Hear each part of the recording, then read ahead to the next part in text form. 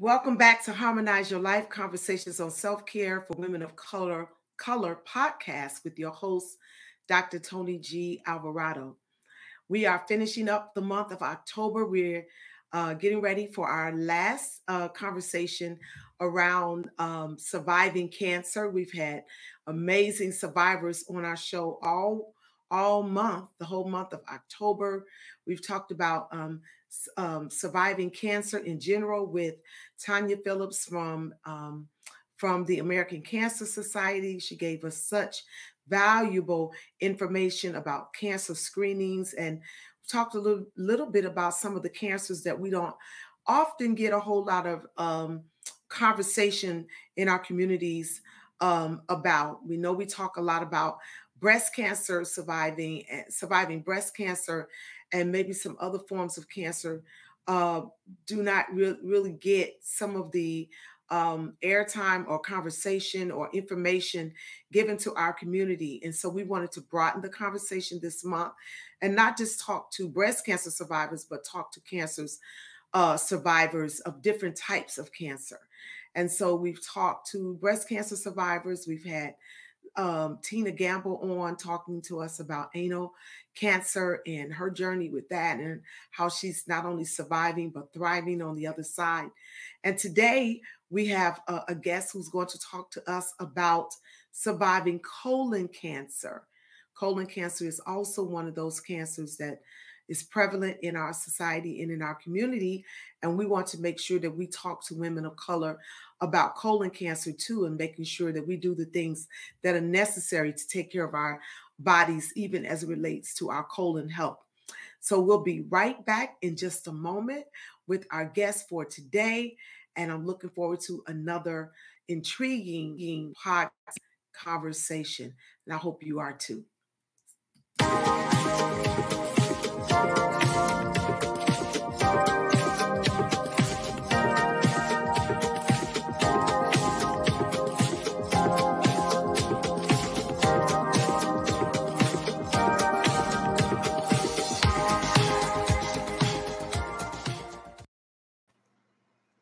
All right. Well, I'm in the studio again with another survivor of cancer, a cancer survivor. And I'm delighted to bring this conversation to you today with Lynn Jackson. Lynn is a spiritual daughter of mine. And I am grateful that she consented to come on and share her story or her journey with us on the Harmonize Your Life podcast. Lynn is a human resource practitioner, and she has a degree in human resources management and has over 30 years of experience in the field. I want you to listen as Lynn shares her story of receiving the shocking news that she had cancer, that she had a cancer diagnosis, and how she worked to regain control of her mind, her body, and her spirit, and to get back to the road of good health. Will you help me welcome my spiritual daughter, Lynn R. Jackson, to the Harmonize Your Life podcast conversation today? Welcome, Lynn. Thank you. Thank you. I'm so glad to be here. It's good to see you, Dr. Tony. I'm glad to see you too. Always glad to see you prospering and in good health. Yes. Praise God. And I'm grateful that the Lord gave us grace to walk with you and pastor you through your journey, your battle with cancer. And yes. How the Lord has healed your body and brought you out is just amazing. Every time I see you, I'm just reminded of the faithfulness of God and the power of God. And so I wanted to bring some of our cancer survivors in to the podcast studio this month, Lynn, and you're bringing up the rear. But we've had some great conversations all month long, and I know that today's conversation will be no different. Mm-hmm. So, Lynn, let's get into the conversation. So how long have you been a cancer survivor? For 5 years now. I was diagnosed in June of 2016. So I'm just passing the threshold where the alarm bells are off for, as far as treatment plans and understanding that you're out of like a danger zone, because typically the cancer will come back. It doesn't take long to come back.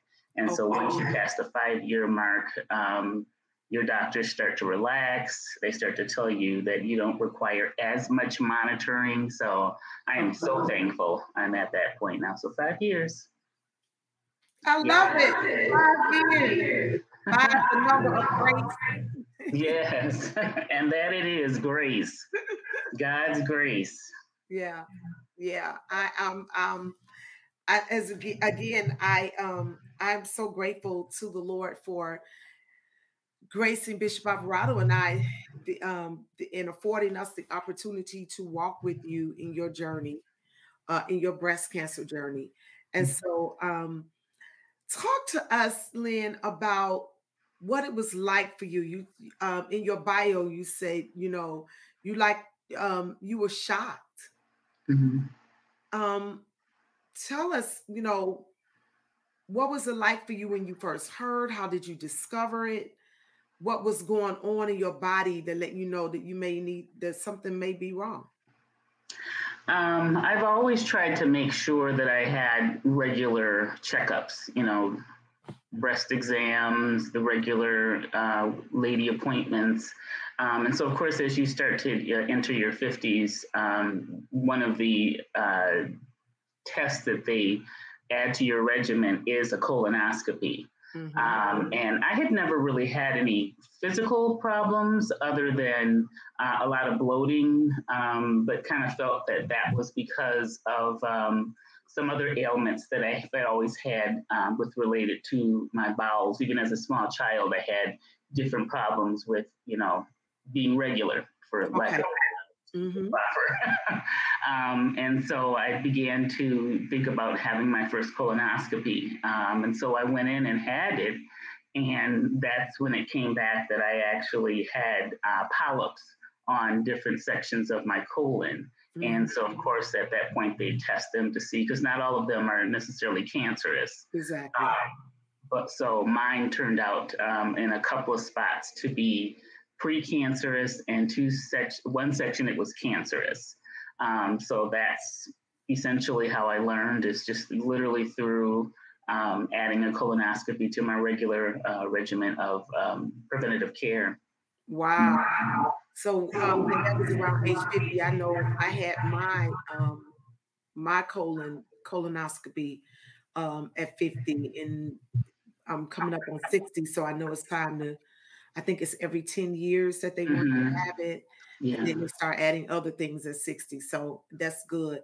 So, you know, when I was talking with Tanya Phillips on the podcast, she said they're even starting to recommend like age 45 for people of color to get our colonoscopies a little earlier than 50, because they're finding that sometimes if they wait till 50, that sometimes it may be even too late. Yes. Yes, that's very true. I learned that because once you get this type of diagnosis, that you become voracious for information. You start researching. That was interesting. My oncologist told me not to really do as much researching, because sometimes we try to diagnose ourselves and we, you know, take, you know, what's happening on the internet, you know, untrained doctors, and take that guidance as opposed to the professional guidance you're seeking with your doctors. But yes, it is true that this is become far more prevalent in younger people. And of course, a lot of it is lifestyle. And sedentary lifestyles, and not getting the exercise and the healthy eating. And so one of the things that I learned is a lot of the bowel problems that I had even as a small child were kind of a precursor to what would happen to me, you know, in later age if I kept, you know, not conducting or having the lifestyle that I needed to have, which is one where you're moving your body, you're eating more vegetables. And one of the things that was a telltale sign was not being regular. And, you know, in our community, we don't talk about those things. No. Like, you don't walk up to somebody and say, how's the family? Yeah. You don't, and understandable. Yeah. But you should be having those conversations with no one else but yourself. Yeah. Because as you're eating, you should be on a regular cycle of expelling waste. And I didn't understand that lack of that cycle was what was causing the cancer, one of the big causes of the cancer. And so, learning that it is now happening to younger people. Most of America has a sedentary lifestyle. We don't move. We don't eat healthy. The fast food industry is alive and thriving, but it's killing us. Yeah. Sometimes, one of the things I've often said, we are digging our grave with a fork and a knife, and our lack of movement. Yeah. If you move, it's 4 things that I always tell people: move your body, drink plenty of water,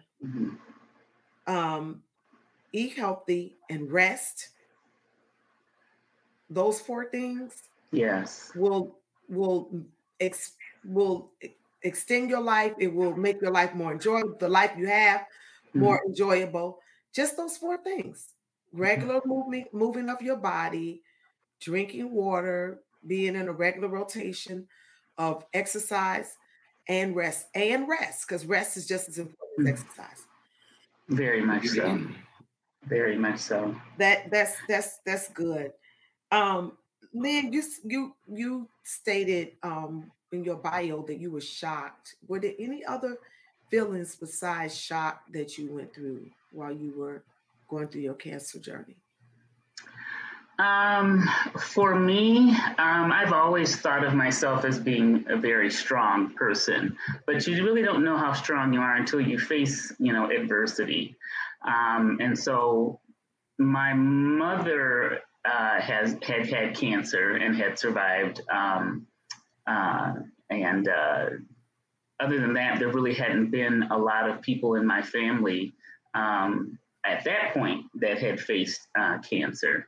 That has now changed, unfortunately. But I think for me, the notion, I think it's probably like this for everybody, you never think that it will happen to you. So, as I sat there and, got my results back and they told me, and, my first thought was like, this isn't real. You immediately you become numb to what's happening. You again start to assess, okay, what did I do to cause this? And then eventually, of course, I immediately go into prayer because I'm like, okay, look, Lord, you're going to have to help me through this. And then, of course, the first person I told was my mother. And, your mother is this, she immediately turns into mother mode. And, she had been through cancer and survived and come out on the other side. And she's like, okay, we're going to beat this, we got to find a treatment plan. We've got to get you in somewhere, and you're going to be fine. And it's so funny because she had one of her younger sisters. She considers herself my mother, my aunt, and we called her, and we were on the phone powwowing, and my aunt was breaking down crying, but my mother was like, "You shut up. You're not putting my child into the ground. Pull it together." That made me laugh. It kind of took me out of the moment. And because of course you're flooded with fear and you're confused and you really just have to kind of take a moment to center yourself. Okay. And so talking to my mother and talking to God, I had a moment to start, okay, let's then begin a plan. And honestly, the next person I called after that was a sister in church, was Makai Smith, because I knew that she had gone through cancer and she had a doctor here in the city that she recommended, and it was the Cancer Treatment Center, the ones that you see advertised every minute of the day, because they are located here in Atlanta. And I called them at 8 o'clock at night. And interestingly enough, they have a hotline that is staffed with an actual doctor. Wow. That will speak to you 24 hours a day. Okay. Okay. Yeah. Okay. Cancer Treatment Center of America. In Noonan, I've heard great Georgia. things about them. They're fabulous. They are fabulous. And so that night I spoke with someone and told them what happened. And he reassured me and said that, you know, colon cancer is a rough cancer. And most people don't catch it in the earlier stages. He said, but it's no longer the death sentence that it used to be. So he reassured me. So after that, I really kind of was fine. Of course, I knew I had to get in for treatment as soon as possible. But going back to your initial question, shocking, you are shocked. No one ever expects it to happen to you. You hear about it with everyone else, but when it comes to you, you're not prepared for it. And what did you have any times where you went through maybe depression or, you know, extreme or profound sadness behind your journey at some point? I remember when your hair came out from the because you did do chemo, and I remember when your hair came out. And, you know, a lot of times women, you know how we are about our hair, and now your hair is so beautiful and long. But how we are about our hair without cancer. You know what I'm saying? Yeah. I've heard some women say, you know, they cut it all off and they just had to embrace this new season or this journey. Yeah. For me, I tried not to allow myself to become really sad behind it. For me, I actually went into a sort of fight or flight stance because I felt like I was in the fight of my life, and I was. I can remember really 2 times where I really kind of became overwhelmed with sadness, and that was with the Cancer Treatment Center. They come out and have you do a 3-day assessment where it's nothing but appointments, and you meet your oncologist. If surgery is recommended, you'll meet your surgeon, and then a radiologist. You'll meet that person that's a part of your regimen. And so my first day out there, you see the quote unquote proverbial cancer patients who are very sickly and they have no hair and they're gaunt. And I remember sitting there and I started crying, and my sister was with me, and she's like, "This is not you. It's not you." And I said, "You're right. It's not me. It's not me." And then the other point was my hair. When I had to cut my hair off, I went to my stylist, who I've been seeing for at least 10 years. And she's like, "Well, okay, we can get you a nice, cute little short set." And I started crying. She's like, "Girl, I want to see you lit." You know, she just kind of lit into me. You are not your hair. She started singing. You are not your hair.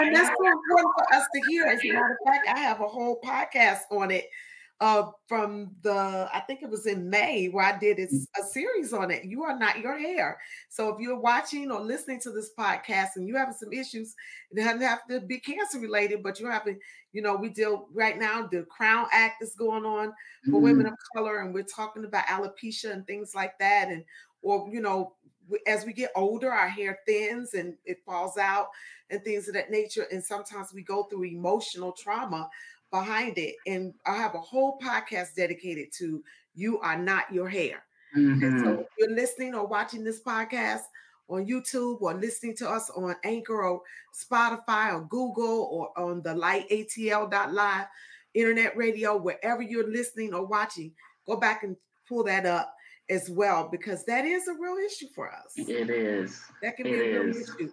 So you said, you know, when you first went into treatment and you saw some of the other people and what they were going through, it sent you to a place of sadness or maybe depression. And when you lost your hair, which is very common, I hear it all. I've heard that from several cancer survivors, that was one of the points where they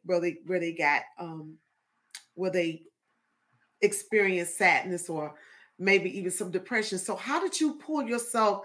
What were some of the things you did to care for yourself emotionally while you were going through your cancer journey? For myself, I tend to be quite a bit of an introvert. And so introversion doesn't mean that you're shy, just it's an understanding of how you gain your power. And there's nothing wrong with being an introvert. Yeah. That's who you are. That's who I am. That's who I am. And so I have a lot of friends and family that wanted to be there for me more. But for me, I always feel like when there are people around, I have to entertain them. I have to do more to make sure that they're okay as opposed to myself. And so what I did a lot of times was go into seclusion because I felt stronger. I felt protected. And of course, I would talk to people, but not very often. And so for me, my cancer treatment, I went through chemo and radiation at the same time. So initially I had the surgery to remove a portion of my lower colon. And then I went right into 6 months of chemotherapy and 2 months of radiation. And so that was tough. That was. How did you decide on what treatment was right for you? With the Cancer Treatment Center, you have a team of doctors that kind of look over your chart and you work with them through the whole process. And so there was discussions with the oncologist who I just really put my faith and trust in him. And it was interesting. My first appointment with him, he said, I've been doing this for 30 years. And one thing that is for sure, if you think you're going to die, you will die. He said, I don't care what age, what stage. Oh my God. And then he stepped back, Dr. Tony, and said, but you will live and not die. And he began to pray over me. And Makai was with me. Makai was with me to that appointment, and she started shouting in the room. And if you think you're going to die, you're going to die, no matter what age you are. Wow. That just shows you the power of our mind. Yes. Yes. And so I knew that God had basically arrested my treatment because that nugget of information and that seed had been planted. And so that really helped me carried me through the course of my treatment plan. And I just I refused to give up, and there were days that, the radiation treatment is daily. And, I'm walking around with a chemo pump, and I'd lost my hair. And it's interesting when you're in that predicament, when you do talk to people, and this is another reason why I kind of insulated myself, they don't know what to say to you. And you hear more often than not, unfortunately, oh, I don't know what I would do if that happened to me. And so oftentimes I would tell people, would you lay down and die, or would you stand up and fight? Oh, wow. Wow. Wow. Would you lay down and die, or would you stand up and fight? And you know what? And there's a season to fight, and there's a season to lay down and die. But only you will know when that time is. You know what I'm saying? When you're ready. I know with my mom, she went through her battle and she fought. She did, yeah. And but when she was tired of fighting, she told us, "Yeah, I'm tired of fighting. I'm ready for this. I'm ready to lay down." And she died on. I always say, "Mom died on her own terms." Yeah, yes, she did. She died on her own terms. Mom said, and my grandmother did too. My grandmother had cervical cancer at 89. She passed. She got diagnosed at 87. Never spent a day in the hospital her entire life. Never, ever. I mean, because she had her babies at home. In Mississippi, in the house. You know what I'm saying? Yeah. But she had never spent a day until 87. Wow. And she didn't come out of that era where, she wasn't one of those that did the going to the doctor and getting exams and stuff like we did. So that just wasn't her thing. That wasn't her reality. And it could have been just her background from growing up picking cotton in Mississippi and all of that. But that just wasn't her thing. Yeah. But at 87, She got diagnosed with cervical cancer, and she passed at 89. But she died on her own terms. Yeah. She decided what she was going to do as far as treatment and what she wasn't going to do. Same thing with my mom. She decided what surgery she was going to have, what surgery she wasn't going to have. Mom did. My grandmother decided against any surgeries or anything. She just did. I think she did radiation. She didn't do chemo. But they both died. The point is, they both died on their own terms. And on their own terms. So when your doctor said, you know, if you think you're going to die, you will, no matter what age you are.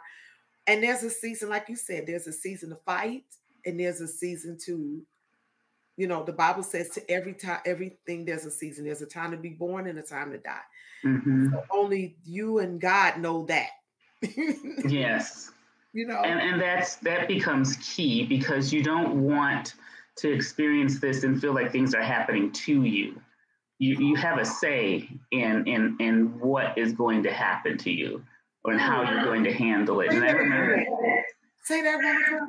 You want to have a say in what's happening to you. You don't want to feel like it's happening to you, but you have no voice. And unfortunately, with our healthcare system, I think a lot of people are fearful.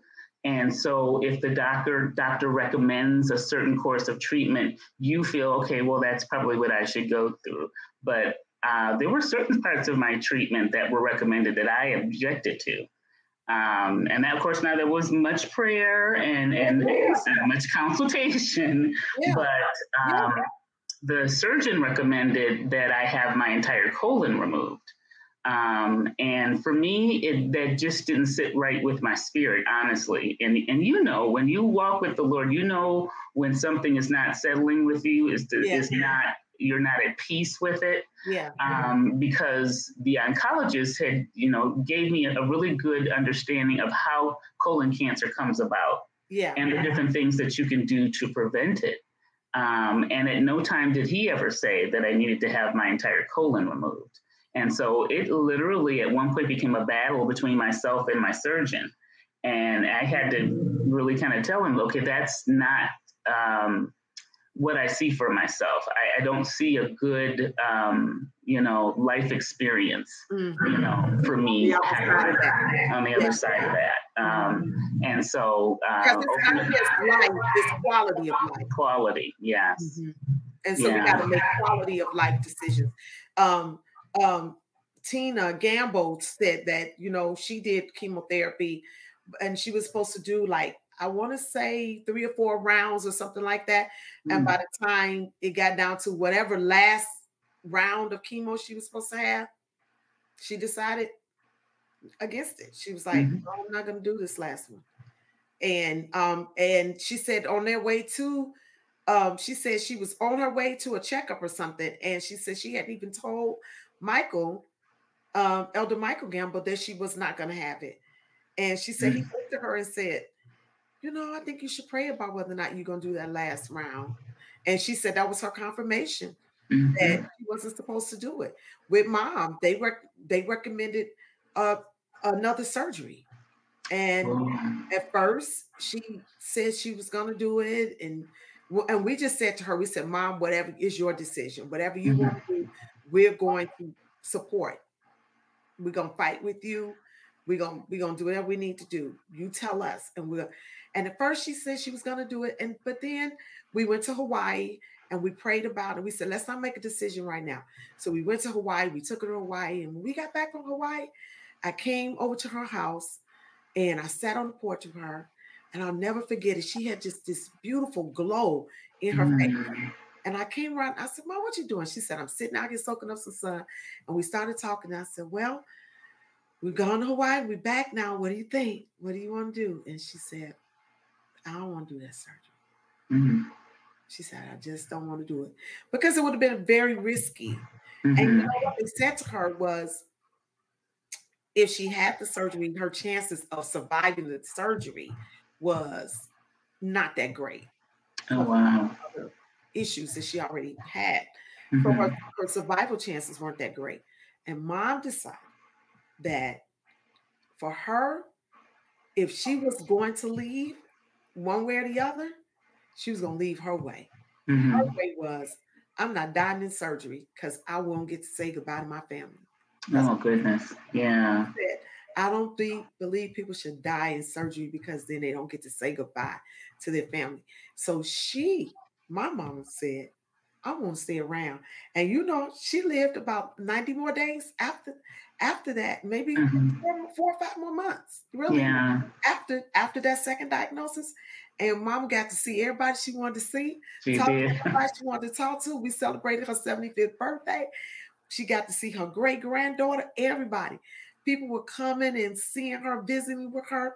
I mean, and when she finally decided to go, she called me on May 8th, told me everything she wanted for her surgery. And on May 28th, she left. Mm-hmm. Life and death on your own terms is important. Yeah, it's so important. And I love what you just said about your power, taking that power back, that we don't have to just let stuff happen to us. And that's not just with cancer. Yeah. That's with anything. That's life, period. Life. That's a principle to live by. I appreciate you dropping that nugget. It is important. And, I think too many of us give over our power to other people that we feel maybe more knowledgeable, may have more education in a field. But when it comes to your life, if you have a set of principles that you've lived by all of your life, and for me, I've been a Christian all of my life. and when Jesus is on the case for me, and I know I've consulted with him, and I can remember after having that conversation with the surgeon, I went to church and I spoke to you. Yeah. And we sat down in front of the altar. Just like you were like, well, tell me what's going on. And I told you, and you said, I don't know if I feel that either. And we prayed about it. And remember, we prayed, we anointed you with oil. Yes, you did. And look at you today. Yes, you did. And the community came around you. The church family came around you. The choir, the praise team, intercessors, the elders. We came around you. So talk to us a little bit about that. What was that like for you, being a part of a faith community, and not just even a faith community, but what other communities came around you during that time? It was overwhelming because, I've been a part of the church for many years and know a lot of people. And I can't tell you the countless phone calls and text messages and emails and, people bringing me books, prayer books and calling, and even people that have left the church for, some years ago showed up at the hospital to come and visit. And it was beautiful. And my mother, who had never flown before, but she was coming to Georgia. My aunt and one of my cousins got her and put her on that airplane, and she was like, "Look, my child needs me, so I'm coming." So it was beautiful to see so many people that had so much love and faith. And even at my job, I can remember going in to get some work, and my director and my vice president had bought flowers, and they called, and team members sent coloring books when they knew I was at home convalescing, so I'd have something to do. So I really did have a lot of people that showed me how much they cared about me, and it was beautiful, and it was encouraging and needed. Yeah, I'm asking you. And I'm sure it contributed to your healing. I'm sorry? I'm sure it contributed to your healing. Yes, it really did. It really did. Because I knew there were people that were rooting for me. So that's so important to your psychological health, and making sure that you're not in this alone. And too many times in life, we do feel like we're alone. And when you need people to show up, it's beautiful when they do, and it does help you fight more, and you gain strength from that. So, and the Bible says it's not good for man to be alone. God said that to Adam, but a lot of times people take that just in the context of marriage, but it's bigger than that. It's not, we're not supposed to do life alone. We're not supposed to walk this Christian walk alone or just life in general.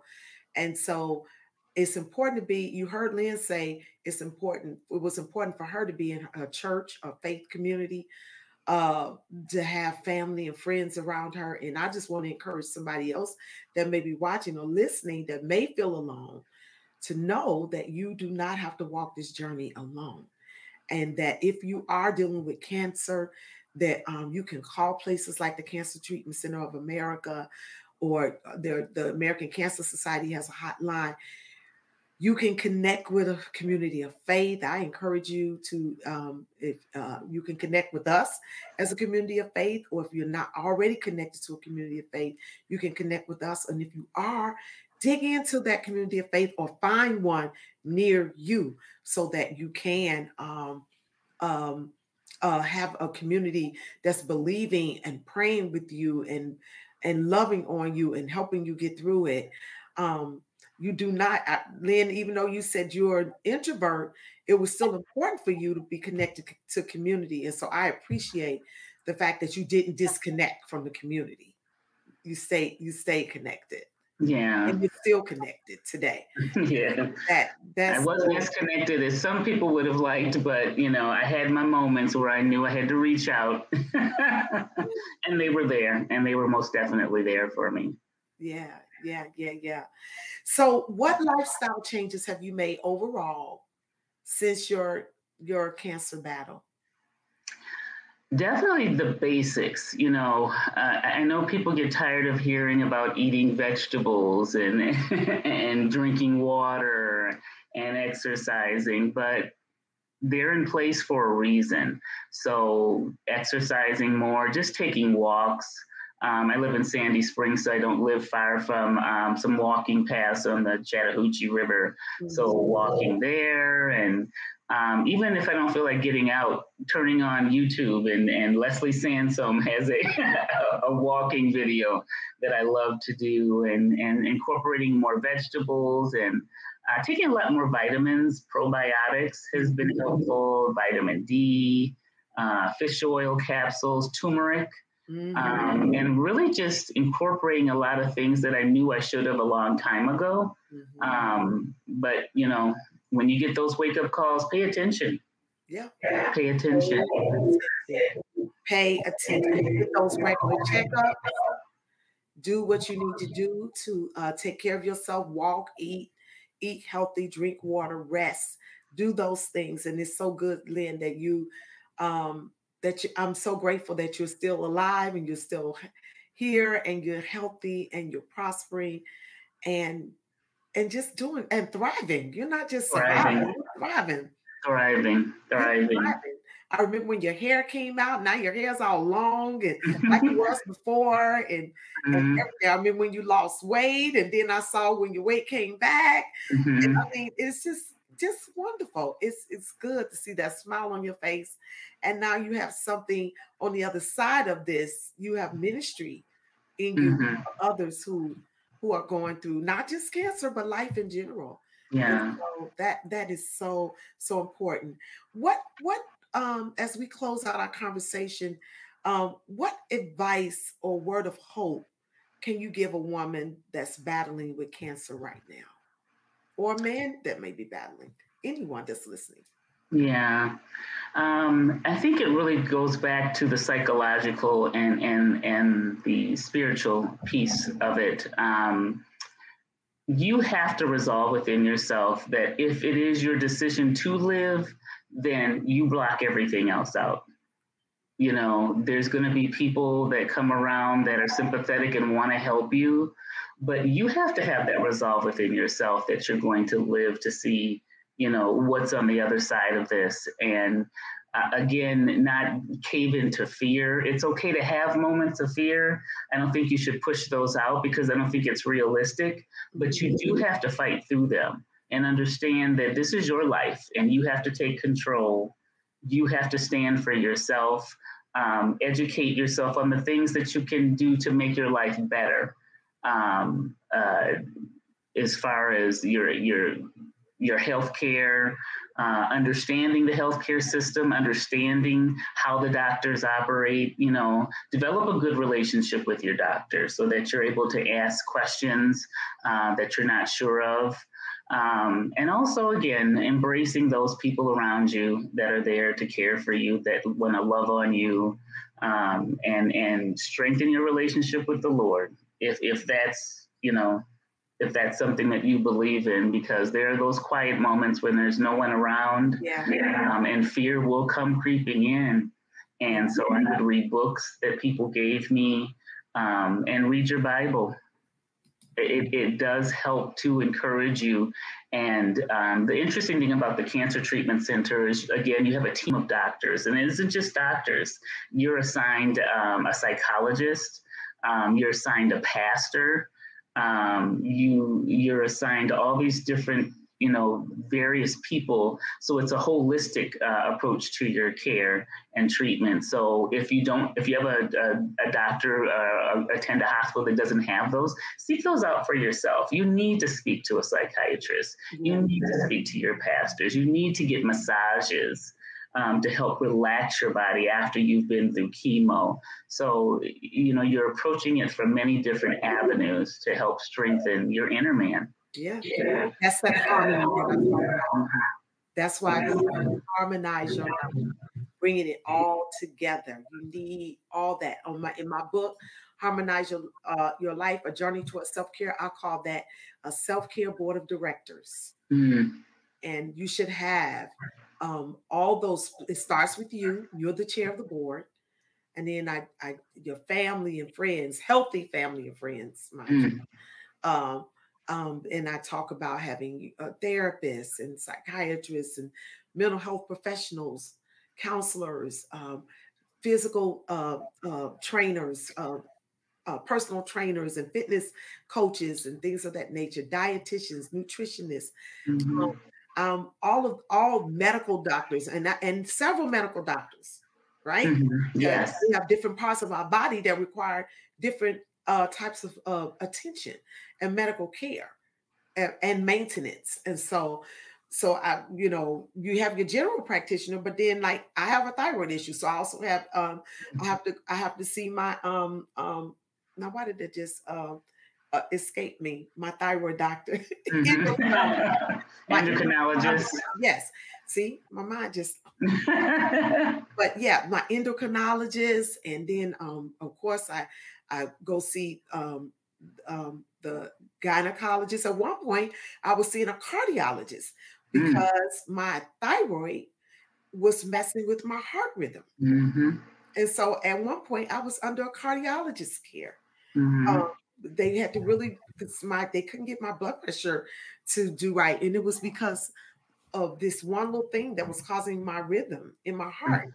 And so I was being monitored by a cardiologist for a minute. So you have to go and check on those things. You have to see what's going on with your body, mentally, spiritually, physically. All of that is a holistic approach to life. And that's what we're about on this podcast. That's what the Harmonize Your Life Women's Self-Care Network, which Lynn is a member of. Yes, she's a member of our network. I want to give a little shout out to the network here and just let you know, ladies, if you're not a member of our Harmonize Your Life network, you can join the Harmonize Your Life Women's Self-Care Network. I'm putting it on the screen for those who are watching us on YouTube, and for those who are listening, go to my website at drtonyalvarado.com. Sign up to be a member of the Harmonize Your Life Women's Self-Care Network. You can be a member of this group for less than what it costs to get a cup of coffee at Starbucks, right? Yes, and very true. Great investment in yourself. You're listening to the Harmonize Your Life Conversations on Self-Care for Women of Color podcast with your host, Dr. Tony Alvarado. You can find this podcast on Apple, on Google, on Spotify, and now we're also on internet radio with at thelightATL.live, thelightATL.live. You can listen to us on Thursdays at 10 a.m. on that station. If you are not subscribe to my YouTube channel, please, ma'am, please, sir, go to my YouTube channel, like and subscribe. It doesn't cost you anything to like and subscribe to the YouTube channel.